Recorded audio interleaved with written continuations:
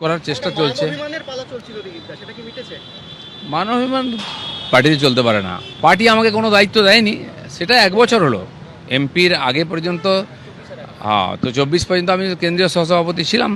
তারপর নির্বাচন হলো, আবার বাংলায় নির্বাচন আসছে, সেই জন্য পার্টি যদি মনে করে আমাকে যা দায়িত্ব আমি সেটা করবো না। একবারই তো ওনার সঙ্গে দেখা করলাম আমি। উনি বলেছেন সবাইকে নিয়ে কাজ করতে হবে, উনি সভাপতি, উনি যেটা ঠিক করবেন সেটা সবাই মেনে নেবে। উনি তো বলছেন যে সবাইকে একসঙ্গে মিলে কাজ করতে হবে। উনি বলে দিয়েছেন, সেই হিসাবে অনেকে উৎসাহিত হয়েছে পুরনো কর্মীরা। এর আগে থেকে আরও অনেক ঘটনা আছে। আপনি সেগুলো জানালেন আজকে? পার্টির মিটিং আমাকে চেয়ারই দেওয়া হতো না, আমি তো কাজ করেছি, আমি পার্টি ছেড়ে চলে যাইনি। যারা আমাকে পার্টি ছাড়াতে চেয়েছিল অনেকজন, তারা খুব চেষ্টা করেছিল। দিলীপ ঘোষ ছাড়বে কখনো বলেনি। যে পার্টি দাঁড় করেছে পার্টি ছাড়বে কেন? পার্টি ছাড়িয়ে নেওয়ার চেষ্টা করলে তখন লড়বে।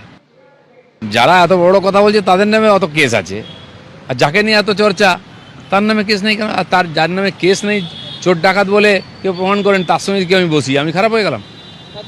দীঘায় যাওয়াতে কি পার্টি কর্মীরা অস্বস্তিতে ছিলেন, যেটাকে বয়কট কর্মীরা নয়, কিছু লোক অস্বস্তিতে ছিল। সমস্যাটা ওটা যে মমতা ব্যানার্জি আমাকে এত গুরুত্ব দিয়েছেন কেন?